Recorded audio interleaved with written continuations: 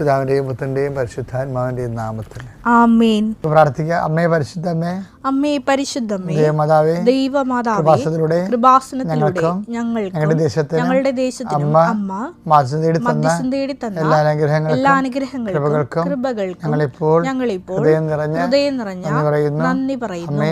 അമ്മേ പരിശുദ്ധമ്മേ, ദൈവമാതാവേ, 2004 ഡിസംബർ 7-ാം തീയതി ഉച്ചകഴിഞ്ഞ് 2:30 കൃപാസനത്തിൽ സംഭവിച്ച അമ്മയുടെ പ്രത്യക്ഷപ്പെടലിനെ കുറിച്ച് തിരുസഭയ്ക്ക് സമർപ്പിച്ചിരിക്കുന്ന പഠനരേഖകളുടെ മേൽ സഭാത്മകമായ പഠനം ആരംഭിക്കുവാൻ ഞങ്ങൾ പ്രാർത്ഥിക്കുന്നു. അമ്മേ പരിശുദ്ധമ്മേ, ഭൂസ്വർലോകങ്ങളുടെ അങ്ങേയ്ക്ക് ഭൗമ സംരക്ഷണത്തിനായി പ്രപഞ്ചപ്രകൃതിയെ തിരുസഭ പ്രതിഷ്ഠിക്കുവാൻ പ്രത്യക്ഷീകരണം വഴി ഇടയാക്കണമേ. പരിശുദ്ധമ്മേ, ജപമാല മാതാവേ, സകല കൃപാസനം പ്രാർത്ഥനയോടും ചേർത്ത് ഞങ്ങളിപ്പോൾ പ്രാർത്ഥിക്കുന്ന ഈ കുടുംബത്തിന്റെ പ്രത്യേക നിയോഗം പറ മക്കളെ.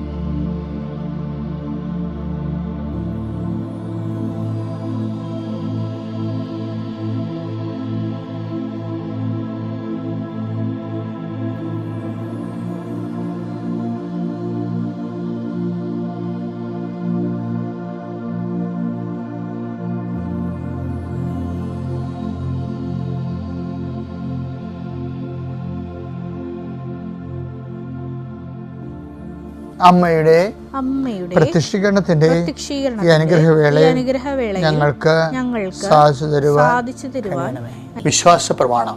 സർവശക്തനായ പിതാവും ആകാശത്തിന്റെയും ഭൂമിയുടെയും സൃഷ്ടാവുമായ ദൈവത്തിൽ ഞാൻ വിശ്വസിക്കുന്നു. അവിടുത്തെ ഏകപുത്രനും ഞങ്ങളുടെ കർത്താവുമായ ഈശോമിശിഹായിലും ഞാൻ വിശ്വസിക്കുന്നു. ഈ പുത്രൻ പരിശുദ്ധാത്മാവിനാൽ ഗർഭസ്ഥനായി കന്യകാമറിയത്തിൽ നിന്ന് പിറന്ന് പൊന്തിയോസ് പീലാത്തോസിന്റെ കാലത്ത് പീഡകൾ സഹിച്ച് കുരിശിൽ തറയ്ക്കപ്പെട്ട് മരിച്ച് അടക്കപ്പെട്ട് പാതാളങ്ങളിൽ ഇറങ്ങി മരിച്ചവരുടെ ഇടയിൽ നിന്ന് 3-ാം നാൾ ഉയർത്ത് സ്വർഗത്തിലേക്ക് എഴുന്നള്ളി സർവശക്തിയുള്ള പിതാവായ ദൈവത്തിന്റെ വലതുഭാഗത്തിരിക്കുന്നു. അവിടെ നിന്ന് ജീവിക്കുന്നവരെയും മരിച്ചവരെയും വിധിക്കുവാൻ വരുമെന്നും ഞാൻ വിശ്വസിക്കുന്നു. പരിശുദ്ധാത്മാവിലും ഞാൻ വിശ്വസിക്കുന്നു.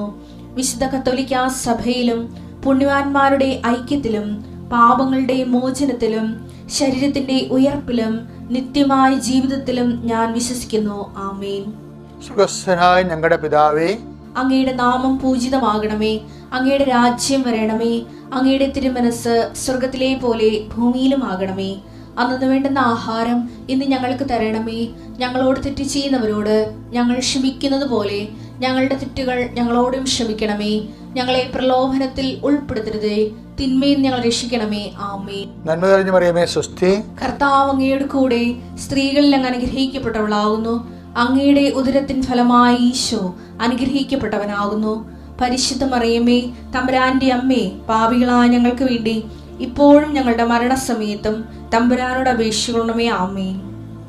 കർത്താവേ, നിന്റെ ഉന്നതമായ നാമത്തിന് സ്വസ്ഥം ചെയ്യുന്ന കർത്താവേ, പലതരത്തിലുള്ള കടൽക്ഷോഭങ്ങളിൽ ജനങ്ങൾ വീട് വിട്ട് അന്യദേശങ്ങളിൽ പോയി താമസിക്കണേ.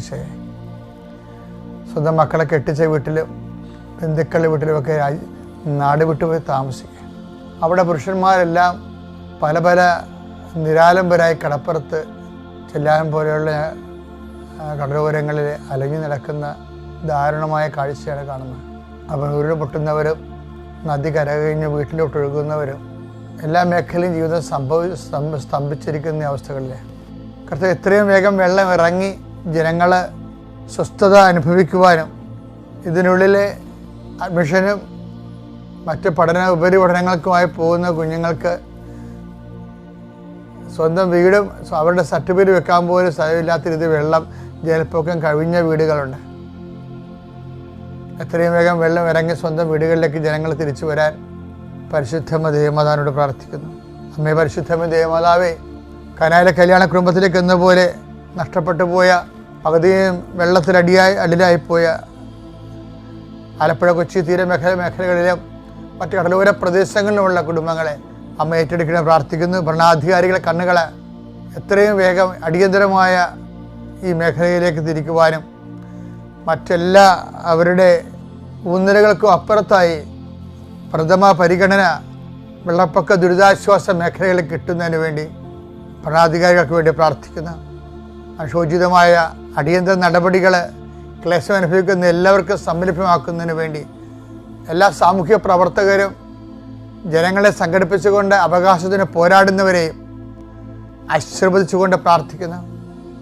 ദൈവത്തിൻ്റെ കരുണ നിങ്ങളെ ആവശ്യിക്കട്ടെ. ലോകം മുഴുവൻ ഈ പ്രാർത്ഥന കൂടുന്ന, ഈ പ്രാർത്ഥനയുടെ ഭാഗമാകുന്ന ജീവിതത്തിൻ്റെ ഇന്നത്തെ അവസ്ഥകളെ, ജൂൺ 19 ഇന്ന് ചെയ്യേണ്ട ഉത്തരവാദിത്തങ്ങൾ ചെയ്തു തീർക്കുന്നതിന് അവരനുഭവിക്കുന്ന അശക്തികൾ, വ്യക്തിപരമായ പോരായ്മകളെ പരിഹരിക്കുന്ന ഒരു പരിശുദ്ധ അമ്മയുടെ മാധ്യസ്ഥത്തിന് നിങ്ങൾ സമർപ്പിക്കുന്നു. നിങ്ങളുടെ യാത്രകൾ, തിരിച്ചു വരുന്നവരെ കർത്താവിൻ്റെ സന്തതമായ സാന്നിധ്യം, നിങ്ങൾ എവിടെയെല്ലാം ആരിലൂടെ സംസാരിക്കുന്നോ, എന്തെല്ലാം ചെയ്യുന്നുവോ അവിടെയെല്ലാം നിങ്ങൾക്ക് സഹായം ആവശ്യമായി വരുമ്പോൾ ദൈവത്തിൻ്റെ കൃപ ലഭിക്കുന്നതിന് വേണ്ടി പ്രാർത്ഥിക്കുന്നു. കർത്താവ് ഇന്ന് അനേകം മക്കളിലേക്ക് സാക്ഷ്യം ഉണ്ടാകാൻ വേണ്ടി, പറഞ്ഞാൽ തീരാത്ത സാക്ഷ്യങ്ങൾ പറഞ്ഞുകൊണ്ടിരിക്കുന്ന കൃപാസന അൾത്താരയിലേക്ക് എത്രയും വേഗം ദൈവാനുഭവം കിട്ടിക്കൊണ്ട് ജനങ്ങൾ ആവഹിക്കപ്പെടുന്നതിന് വേണ്ടി അവിടെ ഓരോ ആവശ്യങ്ങളുടെ മേലും ദൈവികമായ തീരുമാനം ഉണ്ടാകാൻ ഈശോയുടെ ഉന്നതമായ നാമത്തെ സമർപ്പിച്ച് പ്രാർത്ഥിക്കുന്നു. ഈ വളരെ സ്വജനീയമായ കാലാവസ്ഥയുള്ള സമയത്ത് വലിയ രോഗങ്ങൾ, ശ്വാസം മുട്ടലുകൾ, മറ്റു പല പല രോഗങ്ങൾ, സ്വന്തമായിട്ട് തന്നെ ആരോഗ്യമുള്ളവർക്ക് പോലും ജീവിക്കാൻ പ്രയാസം അനുഭവിക്കുന്നവർ, രോഗമുള്ളവർ, അതിനേക്കാൾ മറ്റൊരു ആരുടെയും സഹായം കിട്ടാത്ത രീതിയിൽ വലപാടും മരിച്ചാൽ മതിയെന്ന് പോലും നിരാശയോടെ ഓർക്കുന്ന എല്ലാവരെയും ഈ പ്രാർത്ഥനയിൽ ഓർത്തുകൊണ്ട് പ്രാർത്ഥിക്കുന്നു. ദൈവത്തിൻ്റെ കരുണ, കർത്താവിൻ്റെ വെളിച്ചം, കർത്താവിൻ്റെ ശക്തി, ആവുന്നിടത്തോളം സഹായത്തിൻ്റെ അനുഗ്രഹം കിട്ടുന്നവർ, അത്രയും മറ്റുള്ളവരെ സഹായിക്കുന്നതിനും സംരക്ഷിക്കുന്നതിനുമുള്ള ദൈവാനുഭവം, പ്രേക്ഷിത ചൈതന്യം ലഭിക്കുന്നവർ അതനുസരിച്ച് പ്രവർത്തിക്കുന്നതിനുള്ള പ്രത്യേക കൃപ അവർക്ക് ലഭിക്കട്ടെ എന്ന് പ്രാർത്ഥിക്കുന്നു. എൻ്റെ കർത്താവിൻ്റെ ഉന്നതമായ നാമത്തിൽ, സഭയുടെ അധികാരത്തിൽ, കുരിശിൻ്റെ അടയാളത്തിൽ ദൈവശക്തി അതിനെ നീ അനുഗ്രഹിക്കപ്പെടട്ടെ.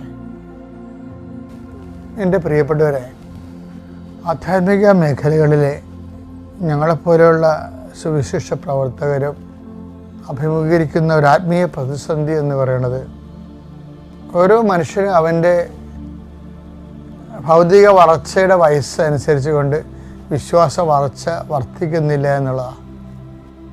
അതിൻ്റെ കാര്യം വെച്ച് കഴിഞ്ഞാൽ ഈശോ പറഞ്ഞില്ലേ, ഒരു ദിവസം വരും, ആ ദിവസം നിങ്ങൾ എന്നോടൊന്നും ചോദിക്കത്തില്ലെന്ന്.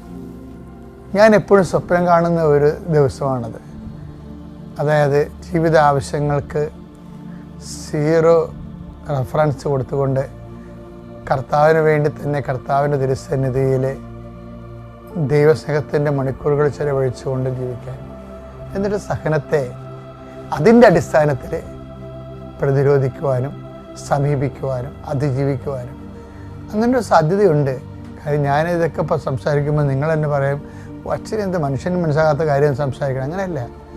10-21 ലക്ഷം ആൾക്കാരെ കൗൺസിൽ ചെയ്യുമ്പോൾ സ്വാഭാവികമായിട്ടും ഒരു പേഴ്സണൽ അസസ്മെൻറ്റ് തീർച്ചയായിട്ടും ഉണ്ടാവും.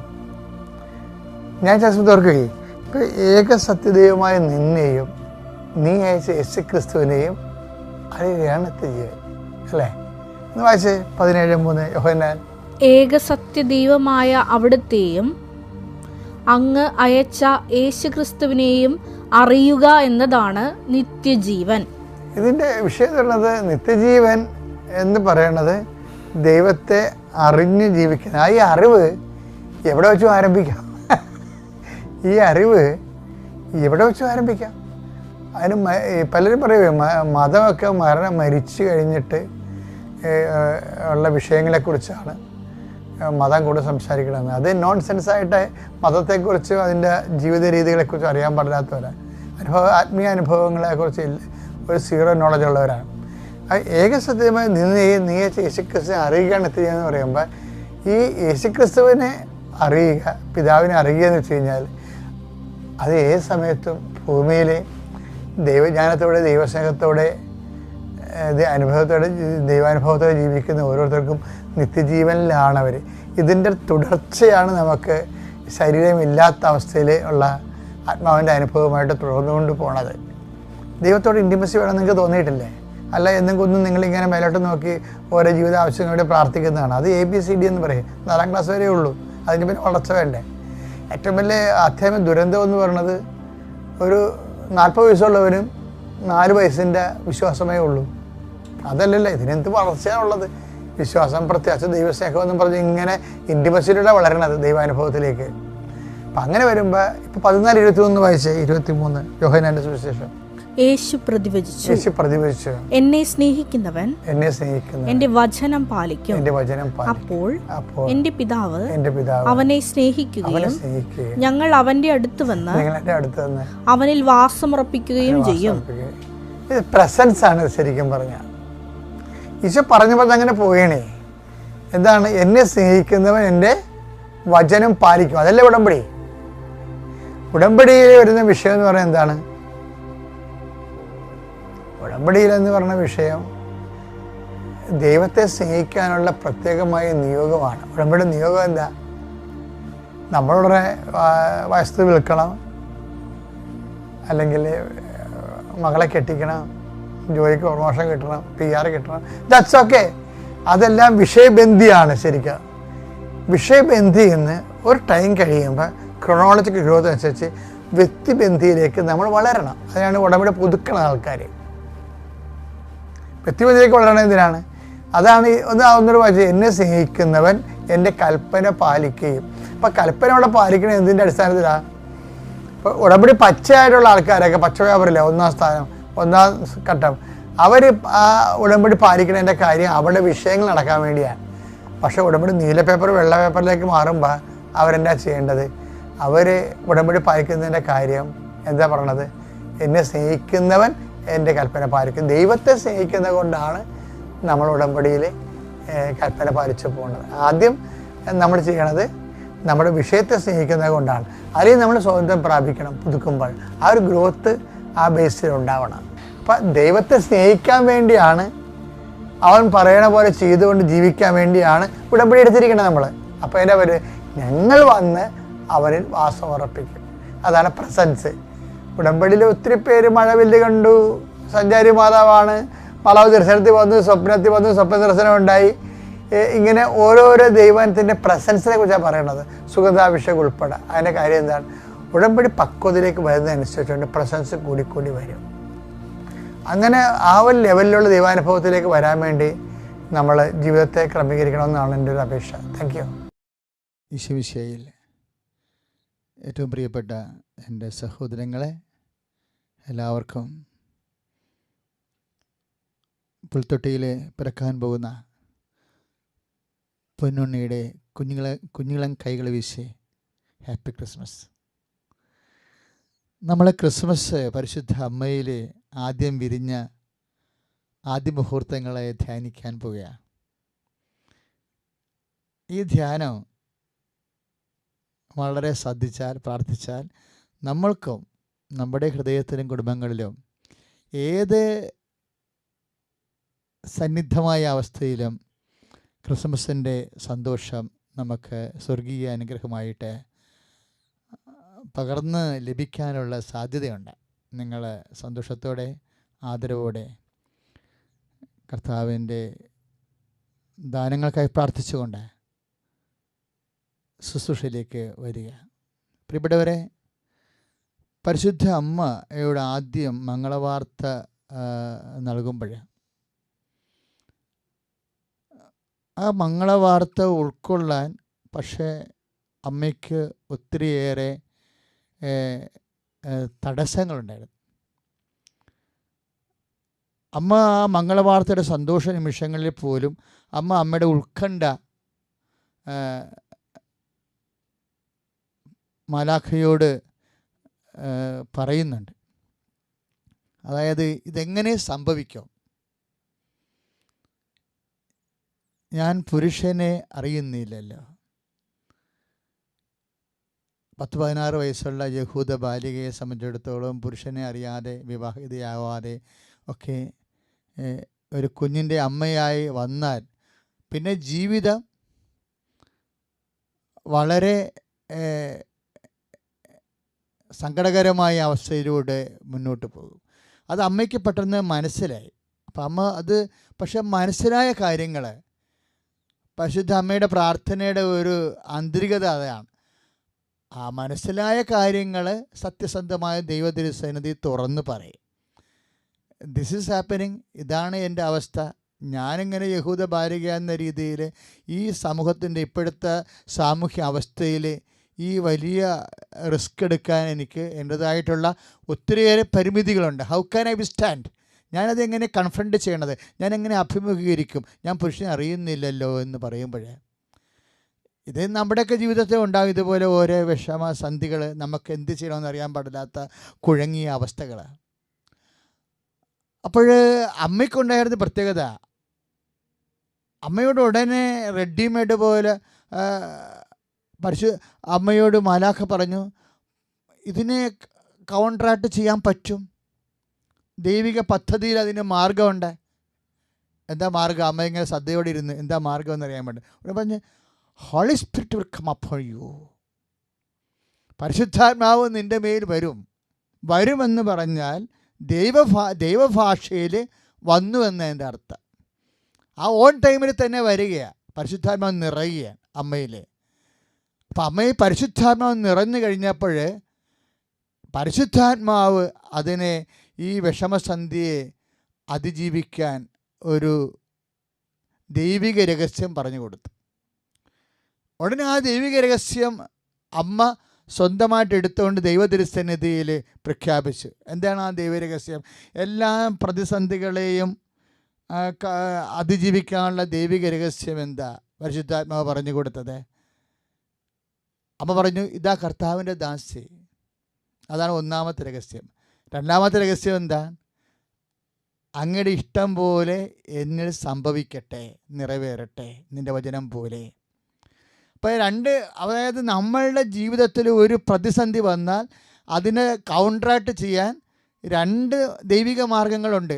ആദ്യമേ വെളിപ്പെടുന്നതാണ്. ഒന്ന്, നമ്മൾ ദൈവത്തിൻ്റെ ദാസനായി, ദൈവത്തിൻ്റെ ദാസിയായി പ്രഖ്യാപിക്കണം. ഇപ്പം നിൻ്റെ രോഗമാണ്, ഇപ്പം നിനക്ക് രോഗമാണ്, ക്രിസ്മസിലാണെങ്കിൽ പോലും നീ രോഗത്തിൻ്റെ പീഡ അനുഭവിക്കുന്ന ആളാണ്, സാമ്പത്തിക ബാധ്യതയുടെ കടങ്ങൾ അനുഭവിക്കുന്ന ആളാണ്, പല കുടുംബത്തെ അസമാധാനം അനുഭവിക്കുന്ന ആളാണ്. നിനക്കിതിനെ എങ്ങനെ കൈകാര്യം ചെയ്യണമെന്ന് ഒരു എത്തും പിടിയുമില്ലാതിരിക്കുന്ന സമയത്ത് ഇപ്പോഴും ഒരു മെസ്സേജ് പറയുകയാണ്. എന്താണ്? ഞാൻ പരിശുദ്ധ അമ്മയെപ്പോലെ, ബിഹോൾഡ് ദ ഹാൻഡ് മെയ്ഡ് ഓഫ് ദ ലോർഡ്, ദൈവത്തിൻ്റെ ദാസനാണ് ഞാൻ, ദൈവത്തിൻ്റെ ദാസിയാണെന്ന് നീ ഇപ്പം മനസ്സിൽ പറയണം. അതോടുകൂടി നിൻ്റെ ക്രിസ്മസ് ആരംഭിക്കും. രണ്ടാമത്തെ എന്താണ്? അങ്ങയുടെ വചനം പോലെ എന്നിൽ സംഭവിക്കട്ടെ. ഇപ്പോൾ ഈ ലൂക്ക 1:38 വചനം ഭയങ്കരമായ, അത് മുദ്ര പൊട്ടിക്കേണ്ട, പാസ്വേഡ് വേണ്ട വചനമാണ്. കാര്യം ഇത് അങ്ങയുടെ വചനം പോലെ എന്നിൽ നിറവേറട്ടെ. അമ്മ ഇത് പറഞ്ഞു, കർത്താവ് അങ്ങയുടെ വചനം അനുസരിച്ച്, അതായത് വചനം അനുസരിച്ച് ജീവിച്ചു കൊള്ളാം. അതാണ് എൻ്റെ അർത്ഥം, അങ്ങയുടെ വചനം അനുസരിച്ച് ജീവിച്ചു കൊള്ളാം. ഇത് ഭയങ്കരമായൊരു സ്വർഗീയ അനുഗ്രഹങ്ങൾ. നമ്മൾ എല്ലാ ഷട്ടറുകളും പ്രളയകാലത്ത് തുറന്നെന്ന് പറഞ്ഞ പോലെ ദൈവാനുഗ്രഹത്തിൻ്റെ എല്ലാ ഷട്ടറും ഒരുമിച്ച് തുറക്കണ പോലെയാണ്. അങ്ങയുടെ വചനമനുസരിച്ച് ജീവിച്ചു കൊള്ളാം. അമ്മ ഈശോയെ ഉദരത്തിലും ഹൃദയത്തിലും ധരിച്ചു. ഈശോ ലോകത്ത് ജനിച്ചു. അമ്മ എല്ലാത്തിനെയും അതിജീവിച്ചു.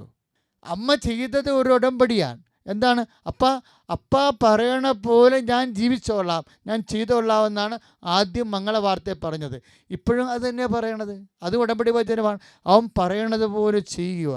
നമ്മുടെ സുവിശേഷം അത് അവൻ പറഞ്ഞതുപോലെ ചെയ്യാൻ പറഞ്ഞ് അത് മനുഷ്യരാശിയോടും അമ്മയ്ക്ക് പറയാനുള്ളത് തന്നെയാണ്. കർത്താവിൻ്റെ എത്ര സങ്കടകരമായ, നിൻ്റെ കഴിവനുസരിച്ച് കൊണ്ട് അതിജീവിക്കാൻ പറ്റാത്ത വിഷയമാണെങ്കിലും നീ ദൈവത്തിൻ്റെ വചനമനുസരിച്ച് കൊണ്ട് നീ ജീവിതം പുനഃക്രമീകരിച്ചാൽ ദൈവം നിൻ്റെ കഴിവിൻ്റെ അപ്പുറത്ത് ദൈവത്തിൻ്റെ കഴിവ് പ്രകടിപ്പിച്ചുകൊണ്ട് നിൻ്റെ കാര്യം സാധിച്ചു തരും.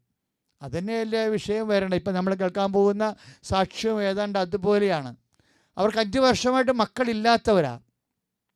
ആ മക്കളില്ലാത്ത ആൾക്കാരെ മരുന്നുകളൊക്കെ ചെയ്തിട്ട് ഫലിക്കാത്തവർ അവരവസാനം കർത്താവിൻ്റെ വചനം അനുസരിച്ച് കൃപാസനത്തിൽ നടക്കുന്ന ഉടമ്പടി അത് തന്നെയാണ്. അതായത് ജീവിതം തോറ്റു, നമ്മളെ തോൽപ്പിക്കുന്നു എന്ന് കാണുമ്പോൾ നമ്മൾ ദൈവത്തിൻ്റെ വചനത്തിൽ ആശ്രയിച്ചിട്ട്, ഇപ്പോൾ ഉടമ്പടിയിലാണെങ്കിൽ ആദ്യം ഉള്ള ദൈവത്തിൻ്റെ വചനം നമ്മൾ വായിക്കണം അരമണിക്കൂർ വെച്ച്. പിന്നെ കാരുണ്യ പ്രവൃത്തി ചെയ്യണം, അത് കർത്താവ് പറഞ്ഞ വചനമാണ്. ഞാൻ രോഗിയായിരുന്നു, നിങ്ങളെന്നെ സന്ദർശിച്ചു. പിന്നെ പ്രേക്ഷിത പ്രവർത്തനം ചെയ്യണം, അതും കർത്താവ് പറഞ്ഞ വചനമാണ്. എന്താണ്? നിങ്ങൾ ലോകം മുഴുവനും പോയി സുവിശേഷം അറിയിക്കാൻ. ഇങ്ങനെ ദൈവം പറഞ്ഞ വചനങ്ങൾ നമ്മുടെ ജീവിതത്തിൽ അതുപോലെ പ്രാവർത്തികമാക്കി വ്രതാനുഷ്ഠാനത്തോടെ ദൈവത്തോട് നമ്മൾ വാഗ്ദാനം ചെയ്യുന്ന ഉടമ്പടിയിൽ എന്താണ്? അവൻ പറഞ്ഞതുപോലെ ചെയ്തു കൊള്ളാമെന്ന്. അമ്മ അതല്ലേ ആദ്യം പറഞ്ഞത്. കൃപാസന ഉടമ്പടിയും സംഭവിക്കുന്നതാണ്. ദൈവം പറഞ്ഞതുപോലെ ചെയ്തു കൊള്ളാമെന്ന് ദൈവത്തിൻ്റെ സന്നിധിയിൽ പരിശുദ്ധ അമ്മയുടെ ആധ്യാത്മികതയുടെ അടിസ്ഥാനത്തിൽ നമ്മൾ പ്രതിജ്ഞ ചെയ്യുകയാണ്. അങ്ങനെ പ്രതിജ്ഞ ചെയ്തപ്പോൾ ദൈവം അത്ഭുതം പ്രവർത്തിക്കുന്ന രീതി കണ്ടില്ലേ? നമ്മൾ കണ്ടു നോക്കാം, കേട്ട് പ്രാർത്ഥിക്കാം.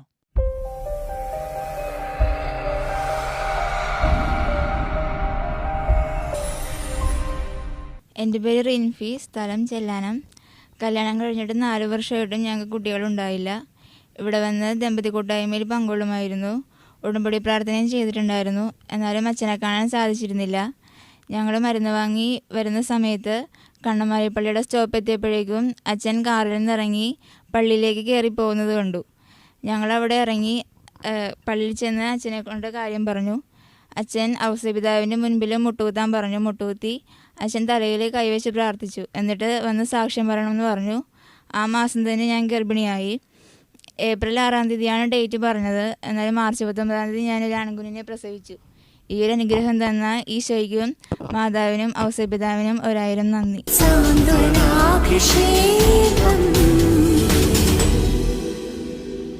പ്രിയമുള്ളവരെ, നമ്മൾ അതിമനോഹരമായ ഒരു സാക്ഷ്യമാണ് ഇപ്പോഴേ കേട്ടത്. മാർച്ച് 19 മഹാഭാഗ്യം. ശരിക്കും ഔസപിതാവിൻ്റെ തിരുസന്നിധിയിൽ വെച്ച് ഞാൻ അവരെ പ്രാർത്ഥിക്കണത് ഞാൻ ഇന്നും ഓർക്കുന്നുണ്ട്. എനിക്കെപ്പോഴും തോന്നിയത് എന്താണെന്നറിയാവോ? ഇവർ സാക്ഷ്യം പറഞ്ഞപ്പോഴും തോന്നിയത് എന്താണെന്നറിയാവോ? അതായത് ഇവർ ഉടമ്പടി ചെയ്തതിന് ശേഷം ഇവർ ബസ്സിൽ കൊച്ചിയിൽ നിന്ന് ചെല്ലാനത്തേക്ക് പോയിക്കൊണ്ടിരിക്കുകയായിരുന്നു. കണ്ണമാലി എന്ന് പറഞ്ഞാൽ ഇടയ്ക്കുള്ള സ്ഥലമാണ്. അത് അവിടെ ഇറങ്ങണമെന്നുണ്ടെങ്കിൽ അത്രയും നല്ല ടിക്കറ്റ് ക്യാൻസൽ ചെയ്യണം. രണ്ടാമത്തത് വേറെ ടിക്കറ്റ് എടുത്താൽ മാത്രമേ അവർക്ക് വീട്ടിൽ പോകാൻ പറ്റുന്നുള്ളൂ. ഇവർ ജസ്റ്റ് എന്നെ കണ്ടപ്പോഴേ ഇറങ്ങിയതാണ്. ഇറങ്ങി ഞാൻ ഔസപിതാവിൻ്റെ തിരുസന്നിധിയിൽ പണ്ടുപോലെ ഞാൻ ഔസപിതാവിൻ്റെ ഒരു ഭക്തനാണ്, നല്ല തെളിഞ്ഞ ഭക്തനാണ്. അതായത് 3-ാം ക്ലാസ് തൊട്ടുള്ള ഭക്തനാണ്. അപ്പം ഞാൻ എപ്പോൾ പോയാലും അവിടെ പ്രാർത്ഥിക്കും. ഞാൻ പ്രാർത്ഥിച്ചുകൊണ്ടിരിക്കുന്ന സമയത്ത് ഇവരെ കണ്ടു. അപ്പോൾ ഇവരെന്നോട് പറഞ്ഞു, അച്ഛാ എന്താ ഞാൻ അവസ്ഥയെന്ന് പറഞ്ഞു. ഞാൻ പറഞ്ഞു നീൽ ഡൗൺ, മുട്ടയ്ക്കാൻ പറഞ്ഞു. ഞാൻ അവിടെ വെച്ച് ബ്ലെസ് ചെയ്തു. പക്ഷേ ബ്ലെസ് ചെയ്തിട്ട് ഞാൻ ആദ്യം പറഞ്ഞത് എന്താണെന്നറിയാവോ?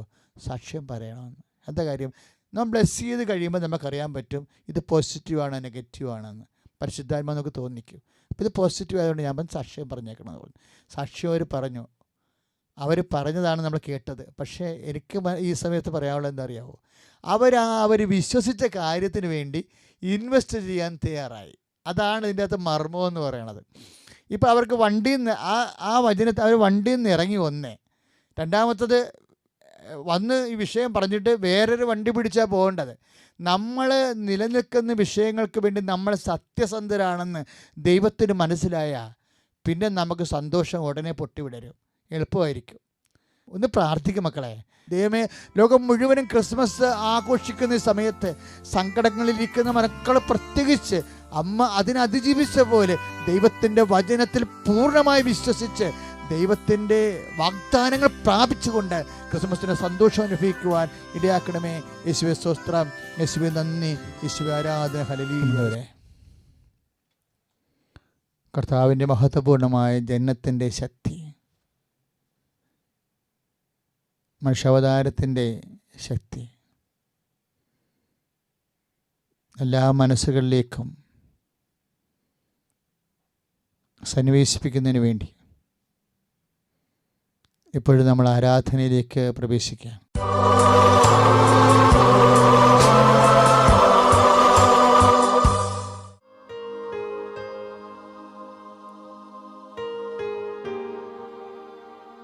പരിശുദ്ധ പരമ ദിവ്യകാരുണ്യത്തിന് ആരാധനയും സ്തുതിയും പുകഴ്ചയും പരിശുദ്ധ പരമ ദിവ്യകാരുണ്യത്തിന് എന്നേരവും ആരാധനയും സ്തുതിയും പുകഴ്ചയും ഉണ്ടായിരിക്കട്ടെ. പരിശുദ്ധ പരമ ദിവ്യകാരുണ്യനാഥന് എന്നേരവും ആരാധനയും സ്തുതിയും പുകഴ്ചയും ഉണ്ടായിരിക്കട്ടെ. ഈ ആരാധനയിൽ പങ്കെടുക്കുന്ന ഓരോ മകനെയും മകളെയും കർത്താവേ, നിന്റെ ക്രിസ്മസിൻ്റെ സന്തോഷത്തിൻ്റെ ഉപകരണമാക്കണമെന്ന് പ്രാർത്ഥിക്കുന്നു. ഈശോയെ, ഈശോ, നിന്റെ മനുഷ്യാവതാരത്തിൻ്റെ ദിവ്യ രഹസ്യങ്ങൾ സന്തോഷത്തോടെ തിരിച്ചറിയുവാൻ, അനുഭവിച്ച് കൈമാറുവാൻ, അനേകം മക്കളുടെ മുമ്പിൽ സാക്ഷിയായി കർത്താവേ നിൽക്കുവാൻ ഞങ്ങളെ ആശീർവദിക്കണമേ. ഈശോ, നിന്റെ വിശുദ്ധ പൗരോഹിത്യത്തെ ഇപ്പോൾ ആരാധന നടത്തുന്ന നിമിഷങ്ങളിൽ കർത്താവേ നീ മഹത്വപ്പെടുത്തണമേ. ഈശോ, അങ്ങനെ നാമം വിളിച്ച് പ്രാർത്ഥിക്കുമ്പോൾ അനേകം കുടുംബങ്ങളിൽ കർത്താവേ ഈ സമയത്ത് മുട്ടിടുന്ന പോലും കർത്താവേ അങ്ങയുടെ മക്കളെ പ്രാർത്ഥിച്ചു കൊണ്ടിരിക്കുകയാണ്. ദൈവമേ, ക്രിസ്മസിൻ്റെ സമയത്ത് ഈ വലിയൊരു ആരാധന കിട്ടിയ കർത്താവേ, ഒരു അനുഭവമായിട്ടും അനുഗ്രഹമായിട്ടും കർത്താവേ അവരെ കരുതുന്നു. കർത്താവേ, ക്രിസ്മസിൻ്റെ ദിവസം പോലും കർത്താവേ വേദനിക്കുന്നവരും ഭാരപ്പെടുന്നവരും ഉണ്ട്. കർത്താവേ, ഈശോയെ, ഓരോ നിമിഷവും കർത്താവേ അവിചാരിതമായ കാരണങ്ങൾ, ആകസ്മികമായ സങ്കടങ്ങളാൽ കർത്താവേ മനസ്സ് കുതിരുന്നവരുണ്ട്. കർത്താവേ, അതെല്ലാം കർത്താവേ ഈ നിമിഷം കർത്താവേ നീ സ്പർശിക്കണമേ. കർത്താവേ, ഈശോ, ആന്തരികമായ അഭിഷേകം അങ്ങ് നൽകണമേ. ഈ ആരാധനയിൽ പങ്കെടുക്കുന്ന ഓരോ മകനും മകൾക്കും കർത്താവേ അങ്ങനെ വിശ്വസിക്കുന്നവർക്ക് അങ്ങ് നൽകുന്ന ആന്തരികമായ അഭിഷേകമുണ്ട്. കർത്താവേ, വിശ്വസിക്കുന്നവരുടെ കൂടെ കർത്താവേ ഈ അടയാളം ഉണ്ടായിരിക്കും നീ പറഞ്ഞു. കർത്താവേ, അവർ സർപ്പങ്ങളെ കൈയിലിടും. കർത്താവേ, മാരകമായി എന്ത് കഴിച്ചാലും ഒരു ഉപദ്രവം ഉണ്ടാവത്തില്ലെന്ന് പറഞ്ഞത്. കർത്താവേ, അത്തരം ആന്തരിക അഭിഷേകം കർത്താവേ ക്രിസ്മസിൻ്റെ ദിവസങ്ങളാണെങ്കിൽ പോലും കർത്താവേ പല രോഗങ്ങൾ, പല ഭാരങ്ങളൊക്കെ അനുഭവിച്ച് കർത്താവേ ക്രിസ്മസിൻ്റെ ഒരു സന്തോഷം അനുഭവിക്കാത്ത കുടുംബങ്ങൾ കർത്താവേ സാമ്പത്തികമായിട്ടല്ലാതെയും കർത്താവേ പലതരത്തിൽ സങ്കടം അനുഭവിക്കുന്ന വിഷമിക്കുന്ന കുടുംബങ്ങളുണ്ട്. കർത്താവേ, അവിടെ ഹൃദയത്തിൽ കർത്താവേ അത് ഏൽപ്പിക്കാത്ത അഭിഷേകം കർത്താവേ നൽകുവാൻ അങ്ങേക്ക് കഴിയും. കർത്താവേ, അങ്ങയുടെ മക്കൾ അനുഭവിക്കുന്ന ആന്തരിക ഭിന്നതയിൽ നിന്ന് കർത്താവേ ഈശോയെ അങ്ങ് സമാധാനം നൽകണമേ. അങ്ങ് ഞങ്ങളുടെ വീടുകൾക്ക് ഭവനങ്ങൾക്ക് സമാധാനം നൽകണമേ. കർത്താവേ, ഞങ്ങളുടെ സംസ്ഥാനത്തിന് സമാധാനം നൽകണമേ. ഞങ്ങളുടെ രാജ്യത്തിനും ലോകരാജ്യങ്ങൾ കർത്താവേ നിന്റെ വലിയ സമാധാനം നൽകണമേ. യേശുവേ സ്തോത്രം. ഹല്ലേലൂയ, ഹല്ലേലൂയ, ഹല്ലേലൂയ, ഹല്ലേലൂയ. കരങ്ങൾ ഉയർത്തിക്കൊണ്ട് സ്തുതിക്കട്ടെ. കർത്താവായ ദൈവമേ, അങ്ങയുടെ തിരുപ്പിറവി ആഘോഷിക്കുമ്പോൾ കർത്താവേ ലോകത്തിന് മുഴുവൻ സമാധാനം നൽകണമേ. എല്ലാ രാജ്യങ്ങൾക്കും വ്യക്തികൾക്കും കുടുംബങ്ങൾക്കും സമാധാനം നൽകണമേ. ഈശോ, ഹൃദയത്തിലും ആത്മാവിലും കുടുംബങ്ങളിലും ജീവിത മേഖലയിൽ പിറക്കണമേ എന്ന് പ്രാർത്ഥിക്കുന്നു. തടസ്സമായ മേഖലകളെ കർത്താവേ സമർപ്പിക്കുന്നു. കരങ്ങൾ വീശിക്കൊണ്ട് ഈശോയെ ആരാധിക്കട്ടെ.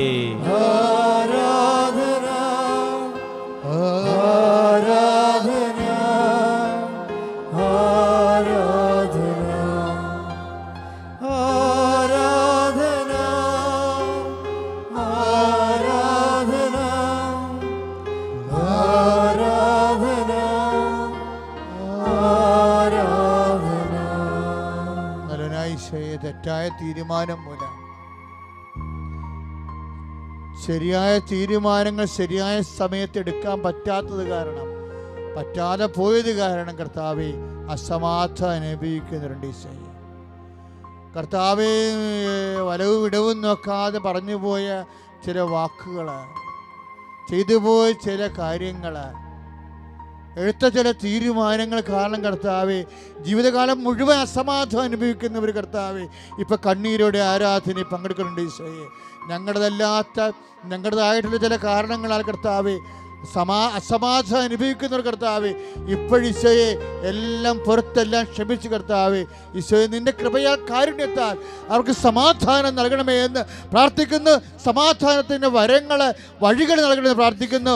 യേശുവേ സ്തോത്രം. ഹല്ലേലൂയ, ഹല്ലേലൂയ, ഹല്ലേലൂയ. കരങ്ങൾ ഉയർത്തിക്കൊണ്ട് സ്തുതിക്കട്ടെ. മനമുയർത്തി സ്തുതിക്കട്ടെ, സ്വരമുയർത്തി സ്തുതിക്കട്ടെ. ഹല്ലേലൂയ. കർത്താവേ, സമാധാനത്തിന് വേണ്ടി പ്രാർത്ഥിക്കുന്ന കർത്താവേ, ഞങ്ങളുടെ സംസ്ഥാനത്ത് കർത്താവേ ഞങ്ങളുടെ രാജ്യത്തിന് സമാധാനം നൽകണമേ എന്ന് പ്രാർത്ഥിക്കുന്നു. ലോകം മുഴുവൻ സമാധാനം നൽകണമേ. യേശുവേ ആരാധന.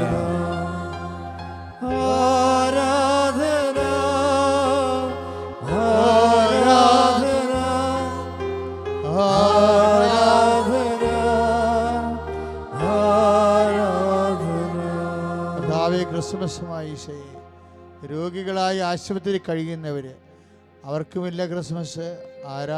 ആശുപത്രി ആ ഭവനങ്ങളിലുള്ളവർക്ക് കർത്താവെ സന്തോഷമില്ലാതിരിക്കുന്ന ഈശോയെ.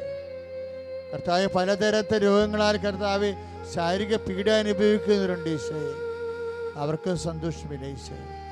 കർത്താവെ ക്രിസ്മസിൻ്റെ സന്തോഷം കർത്താവെ ശാരീരിക ബന്ധനേക്കാൾ കർത്താവെ ആന്തരികവും കർത്താവെ അഭിഷേകപരവുമാണെന്ന് കർത്താവെ ഞങ്ങൾ കർത്താവ് ഞങ്ങളുടെ അനുഭവങ്ങളിൽ നിന്ന് കർത്താവെ ഞങ്ങൾക്ക് ബോധ്യപ്പെട്ടിരിക്കുന്നു കർത്താവെ. ഇപ്പോഴും ജീവനോട് നിന്നെ ആരാധിക്കുമ്പോൾ ഈ ഭവനത്തിൽ നിന്ന് കർത്താവെ ഞങ്ങൾ ഈ ശുശ്രൂഷ പങ്കെടുക്കുന്ന ഇടങ്ങളിൽ നിന്ന് കർത്താവെ ഈ കർത്താവെ അങ്ങയുടെ ശക്തി, അങ്ങയുടെ കൃപ, അങ്ങയുടെ വാത്സല്യം, അങ്ങയുടെ സൗഖ്യം കർത്താവെ സമാധാനമായി അങ്ങയുടെ മക്കളെ അനുഭവിക്കാൻ ഇടയാക്കണമേ. യേശുവേ സ്തോത്രം. ഹല്ലേലൂയ ഹല്ലേലൂയ ഹല്ലേലൂയ ഹല്ലേലൂയ. കർത്താവേ സ്തുതിച്ച് പ്രാർത്ഥിക്കുന്ന കർത്താവേ, അങ്ങ് പറഞ്ഞുവല്ലോ ഞാൻ നൽകുന്ന സമാധാനം ലോകത്തരുന്നതല്ലെന്ന് കർത്താവേ. ആ സമാധാനം അങ്ങയുടെ ഹൃദയത്തിൽ നിന്ന് ഈ ക്രിസ്മസ് പുലരിയിൽ കർത്താവേ സമസ്ത ദൈവജനത്തിലും നൽകണമേന്ന് പ്രാർത്ഥിക്കുന്നു. വിദൂരങ്ങളിൽ നിന്ന് പ്രാർത്ഥനയിൽ പങ്കുചേർന്നവർക്ക് നൽകണമേ, സമാധാനം നൽകണമേ.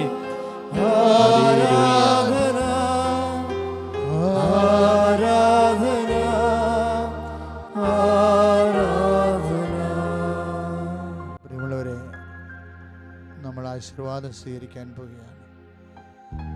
നീ ഏത് ഭവനത്തിൽ പ്രവേശിച്ചാലും ആ ഭവനത്തിന് ആശീർവാദം നൽകണം, സമാധാനം ആശംസിക്കണം. സമാധാനത്തെ ദൂതൻ അവിടെ ഉണ്ടെങ്കിൽ നിന്റെ സമാധാനം അവിടെ വസിച്ചുകൊള്ളും, കുടികൊള്ളും. കർത്താവേ, ഈ ആരാധനയിൽ പങ്കെടുക്കുന്ന ഓരോ കുടുംബങ്ങൾക്കും ദിവ്യകാരുണ്യത്തിൻ്റെ ആശീർവാദം നൽകാൻ പോണീശോയെ. ഈ ആശീർവാദം കേൾക്കുന്ന ഓരോ വ്യക്തികളും കുടുംബങ്ങളും ഈ നിമിഷം സമാധാനം അനുഭവിക്കാൻ ഇടയാക്കണമേ. സ്തുതിക്കട്ടെ. ഹല്ലേലൂയ ഹല്ലേലൂയ ഹല്ലേലൂയ ഹല്ലേലൂയ ഹല്ലേലൂയ. യേശുവേ സ്തോത്രം, യേശുവേ നന്ദി. ഹല്ലേലൂയ ഹല്ലേലൂയ ഹല്ലേലൂയ ഹല്ലേലൂയ. മനമുയർത്തി സ്വരമുയർത്തി സ്തുതിക്കട്ടെ. ഇതാ യെശയ്യാവിലൂടെ പ്രാർത്ഥിക്കുന്ന കർത്താവേ, നീതിമാനായ ദൈവം സമാധാന പ്രഭു നിങ്ങളെ ആശീർവദിക്കുകയാണ്. കർത്താവേ, ഉന്നതനായ ദൈവം നിങ്ങളെ ആശീർവദിക്കുകയാണ്. രാജാവായ ദൈവം നിങ്ങളെ ആശീർവദിക്കുകയാണ്. കർത്താവേ, അവിടുത്തെ ആത്മാവിനെ ഞങ്ങളിലേക്ക് നൽകണമേ. ഈ ക്രിസ്മസ് രാവിൽ കർത്താവേ, ഏതെല്ലാം ഭൂഖണ്ഡങ്ങളിൽ നിന്നുകൊണ്ട് പ്രാർത്ഥിക്കുന്നുവോ അവരെല്ലാം ഈശോ ആശീർവദിക്കുന്നു. സമാധാനം നഷ്ടപ്പെട്ടവർക്ക് അവിടുത്തെ സമാധാനം നൽകുന്നു. ഈശോ പറയും, ഞാൻ തരുന്ന സമാധാനം ലോകം തരുന്നതല്ല, നിത്യമായ സമാധാനമാണ്. കർത്താവേ, സാമ്പത്തിക ക്ലേശത്തിൽ കഴിയുന്നവര്, രോഗപീഠത്തിൽ കഴിയുന്നവര്, അതിർത്തി തർക്കത്തിൽ കഴിയുന്നവർക്ക്, കേസിൽ കഴിയുന്നവർക്ക്, കർത്താവേ മാരകമായ പാപത്തിൽ കഴിയുന്നവർക്ക് അങ്ങ് നൽകുന്ന സമാധാനത്തെ ഓർത്ത് നന്ദി പറയുന്നത് കർത്താവേ. കർത്താവേ, നന്ദി പറയുന്നത് കർത്താവേ. കർത്താവേ, ദൂതന് കൊടുത്ത സമാധാനം, വ്യഭിചാരത്തിൽ പിടിക്കപ്പെട്ട സ്ത്രീക്ക് കൊടുത്ത സമാധാനം, അന്ധന് കാഴ്ച കൊടുത്തുകൊണ്ട് അവന്റെ ഹൃദയത്തെ സ്പർശിച്ച സമാധാനം ഇപ്പോൾ സമസ്ത ജനത്തിൽ നൽകണമേ. ഹല്ലേലൂയ ഹല്ലേലൂയ ഹല്ലേലൂയ. ശിരസ്തപിച്ച് ഈശോയെ ആരാധിക്കാം. പരിശുദ്ധ പരമ ദിവ്യകാരുണ്യത്തിന് പരിശുദ്ധ പരമ ദിവ്യകാരുണ്യത്തിന് പരിശുദ്ധ പരമ ദിവ്യകാരുണ്യനാഥന്